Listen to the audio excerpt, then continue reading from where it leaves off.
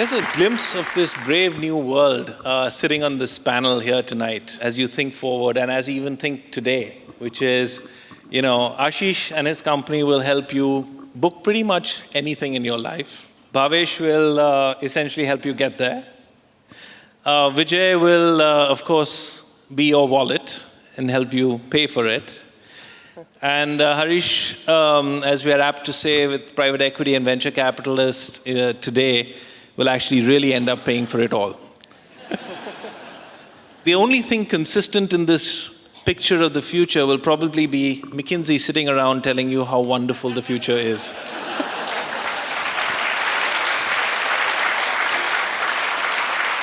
We think that disruptive technology, enabling technology, whatever you may call it, actually has the potential and the possibility of adding about 20 to 30% of India's incremental growth in the next 10 years.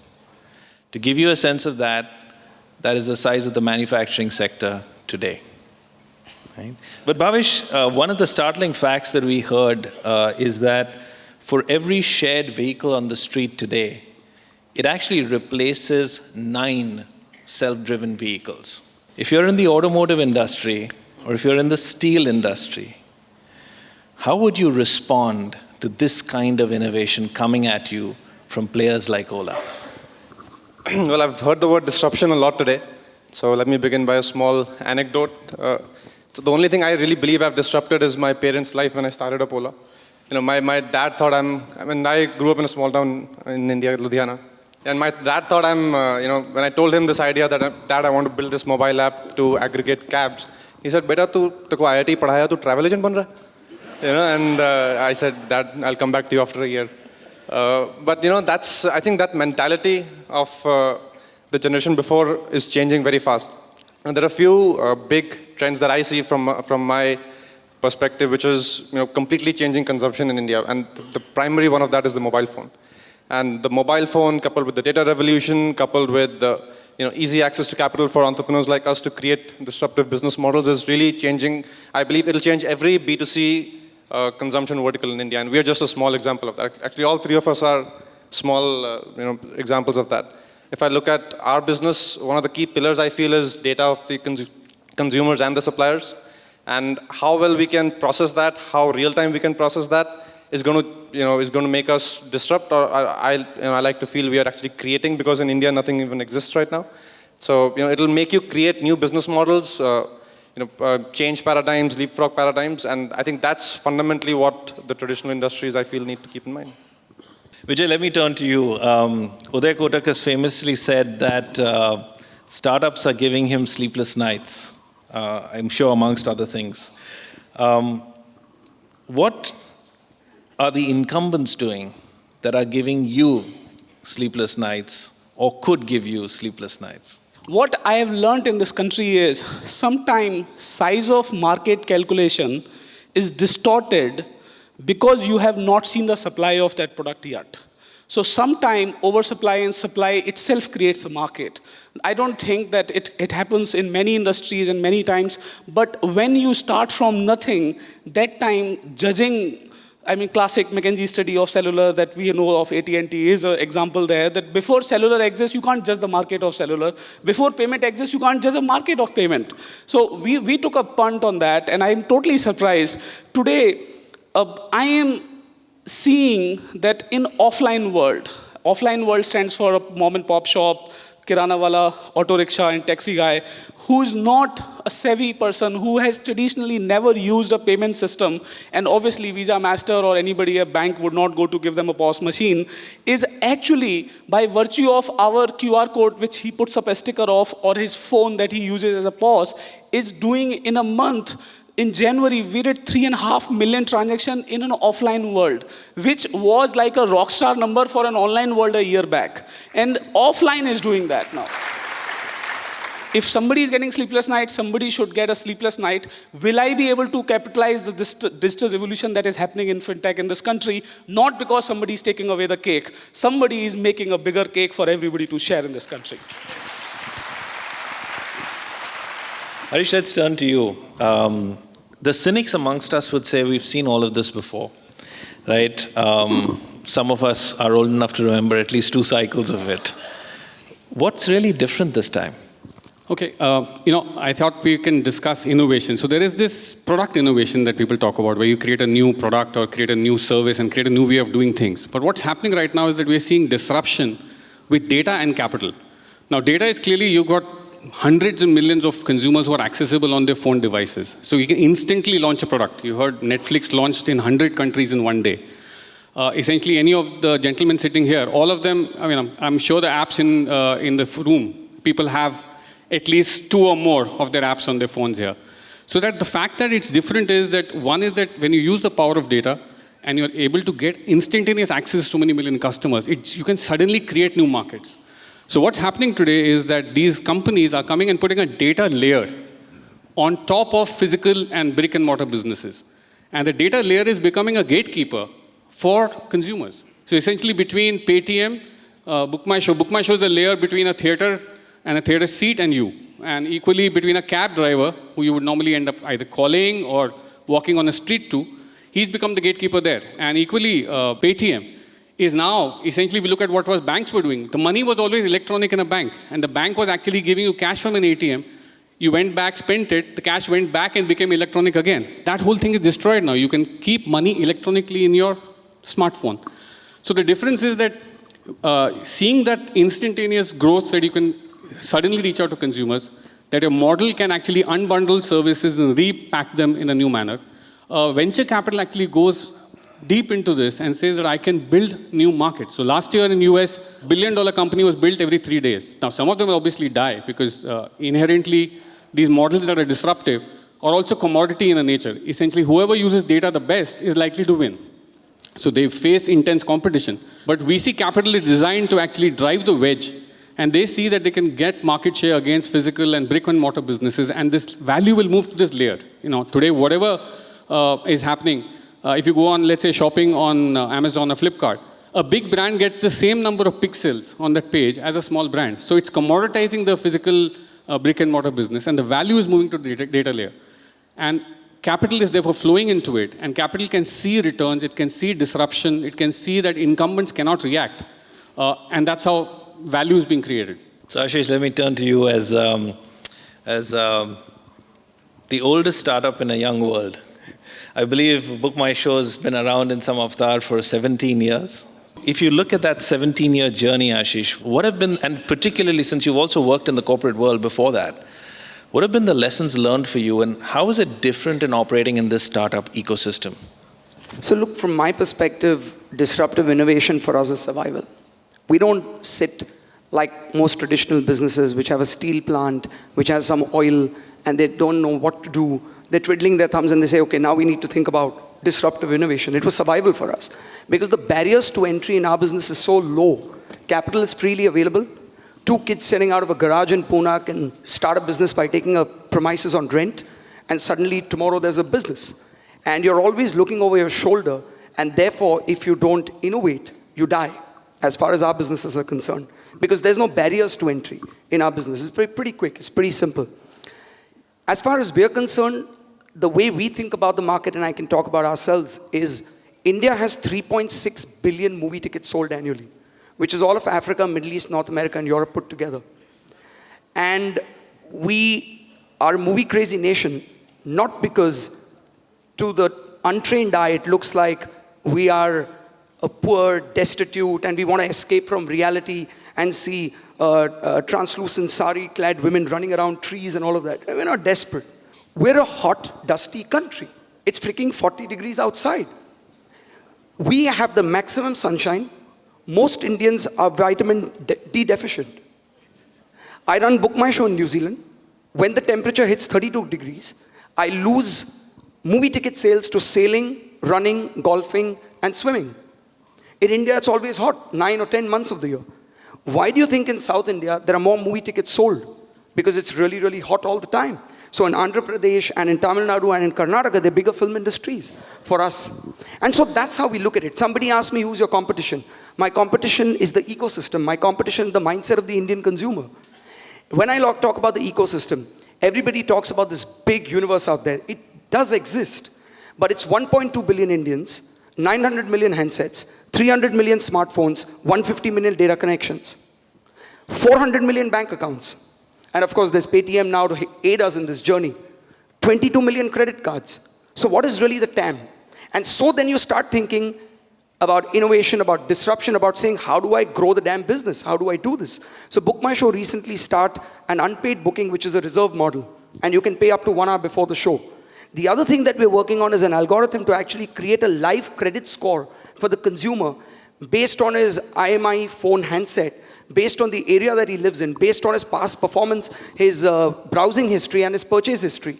And then we give him a credit score. And if we think he's likely to pay, we give him a microcredit in real time when he's booking a ticket and allow him to pay within a month. So we're trying to go to the unbanked guys, to the guys who we can approach, and that's disruptive, innovative thinking or whatever, but it's just survival. I mean, we've got to do it, otherwise we're sunk. As you look at Ola 5 years from now, or many Olas in this audience, where else do you see opportunities like this in India to capture that are waiting? Because we are a capital-constrained economy. If there's one thing we should be doing, it's actually sharing. I think fundamentally, if you look at the Ola model, right, in India, 200 million commutes happen every day. And our mission is to be part of each one of them. And if you look at, like I said earlier, if you look at every consumption vertical, be it payments, be it movies, 3.6 billion tickets a day, a year. Every consumption vertical is going to be revolutionized by this sharing model, So in India, the sharing economy will take a very different shape. I like to believe in India, it'll be more of creation of these new paradigms, which will happen from a very different dynamic than compared to the West. The way I see it is 200 million trips happening a day. Those trips happen in a bus which is so crowded. These people need different alternate modes of transportation. Local trains are very crowded. So sharing won't be me sharing my private car with somebody, because the people who own cars in India is just people on this dais or the people in this room. The average Indian does not own a car. So it'll be more of creation of this consumption than actually asset sharing across different people. So and across different industries, I believe that's going to be the case, be it logistics, be it restaurant infrastructure, what have you. Vijay, you're a man who is known by the ambition or objectives that he sets for himself and the team around him, which are frankly outrageous. The latest one, or maybe you'll top it even in this discussion, is that you want to put a Paytm wallet in at least nearly half of all Indians in this country. How do you get your team to actually believe in this kind of aspiration and not treat it as an outrageous fantasy? I think every one of us will agree that if you don't do something that gets in history books, what else you wasted your life on? I think, is it a question? I think, so when I talk to my team and we go through a challenge, and the challenge is an existential challenge that we talk about. 2014, nobody believed that we will even be able to successfully do 100,000 transactions. And I in my room said that there was a go big or go home, and it said, there will be 1 million order a day will happen here first. That's our wow, and that's our game. We just wrote it on a wall so that nobody is confused what is our target and nobody is confused why we are chasing it. And in those days, just to put the context of it, IRCTC used to be like the god of e-commerce, 600,000 transactions, and that was like a benchmark. And I said that I can't put the timeline on it, but I definitely know this, that we'll be the first one to cross 1 million in a day. And surprisingly, similarly, when we talked about that 100 million, I remember the board meeting was happening again. My board meetings are a very pivoting moment in my life, as you may guess now. For your board members as well, I'm sure. It is.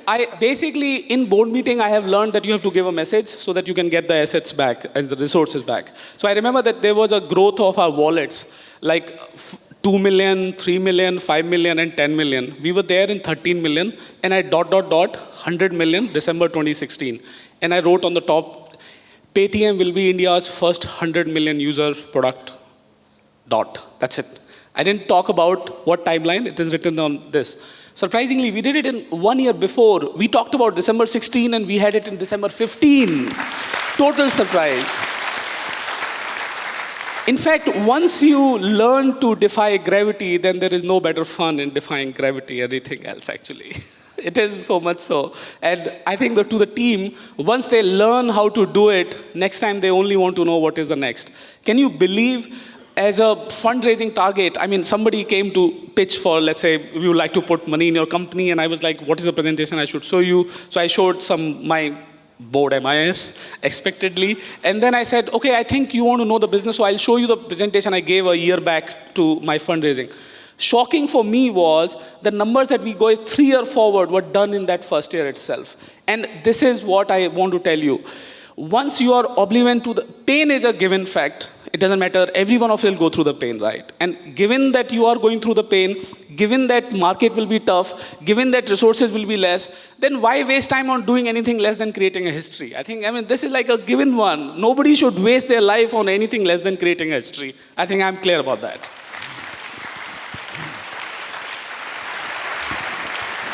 So Harish, let me turn to you now. The nice question, which is, what did you not see in Ola that made you invest in Meru? Okay. The fact is, data-driven businesses do two things. The one, they create a platform in which anybody can plug in. You have big car, small car, you plug in that. And secondly, they create network effects. When you see that, you essentially create winner-take-all markets. And then the amount of capital that's pumped in clearly leaves the incumbents, catching up. So I think that's what's happened even in Meru, which is now an 8-year-old business. And Meru will have to clearly define its business model differently now. But I'm saying what's going to happen to everybody in this room if you run a business that's not dependent on natural resources, either oil and gas and something like that, or you have a specific product IP. Remember that slowly this tsunami is going to come and hit you, where you will either have to become a platform or become a supplier into one. So that's the big danger which is happening, and I've seen it firsthand in several businesses that I've invested in over the years. That if you do not see this coming, and it creeps up on you, that there is this company, I'm sure the banks will tomorrow realize, they had all the money lying electronically, all they did not do was transfer it to my smartphone, which is what this man has done. He's built a data network or data platform over data that was already there. So I think that's the big challenge here for all of us to start realizing that India is going to, sorry to use the word leapfrog here, but it's already leapfrogged. Our consumers, 200 million smartphones is the market for everybody. So suddenly when the market becomes so large, how you treat data becomes the most important thing. And everybody needs to think about how many analysts do they have on their teams. The banks will fail against Paytm actually because of the fact that they don't have data analysts there. So I think that's the key thing to think about. How you build your business model is fundamentally changing from now in India. I think if anybody is sleeping peacefully anywhere, I'm not talking Uday Kotak, but everybody here is sleeping peacefully, we are all going to get hit by this wave of companies that are young, and leaving Ashish out here, that are young, and they understand that data is the way to drive businesses, create a winner-takes-all platform. And the big thing, the one big innovation that we'll see that will transform our nation over the next 10 years is this entire Aadhaar platform that's come on. I think the fact that we'll have eKYC going on, we'll have Aadhaar working, and it'll all work on the smartphone, frankly, is actually creating a public platform for startups to build value on. So I think what we've seen so far is that, he's got 100 million wallets, but there are 1 billion people already who are mobile ready, who can use their Aadhaar card, who can sign documents on their phones in the next few years. And suddenly you'll find a different layer. Unlike any other country in the world, India is the only one where information, identity, transaction, trust is all available as a public resource. So I think that transformation is just about to take off. So I think we are seeing this little blip in startup investments. It's just a blip. Actually, the bigger startup investment has to start now as we realize, 4G networks are coming in, payment platforms are coming up, UID is taking off, trust will become much easier in the system. The moment you have somebody's Aadhaar card, you can trust a transaction with him. So that's going to be transformative. So I think the wall of capital is actually about to begin now. Ashish, my last question, I'll turn to you. For the phenomenal success that you've had in BookMy, sure. I mean, the fact is, I think you're organizing, you're orchestrating the T20 World Cup in India as we speak. How do you maintain balance and perspective in this world that has outrageous ambition, exciting competitors, and an ever-hungry market for more? You've got to bloody yourselves on certain sprints, but it's a marathon. And in India, no business can be built in 2 or 3 years. Then you think like an investor. You enter to exit. As an entrepreneur, my kick in life is to look at a user experience, build incrementally on that, and deliver value. And the valuation, the number of people is a poor metric. It's a byproduct. You will never hear us talk about our valuation, which incidentally is not 1,000 crores anymore. It is a lot more, but you will never hear it from us. And you will never hear us talk about the number of employees that we have. It's a poor metric. I keep telling my team that what do 300, the Greeks in the movie 300, what they could do and beat the Persians, why do we need 1,000 people or more? And so it's a marathon, and you have this balance. I sail every weekend aggressively. Kishore is my sailing partner. We were supposed to go to Goa tonight. He is, and I'm just supplying the biryani. I'm the caterer. But, work out every day. You come into work, be excited on Monday mornings as much as you are with Friday evenings. We run a Vedanta class on Tuesday in office. We do beers and chips on a Friday on our terrace. And so you sort of, continue life the way it is, because it's a 15, 20-year journey, and then you will positively make an impact. So it's not about a sprint. It's not short-changing yourself, and don't burn yourself out. Just do it, waking up every day and incrementally keep innovating.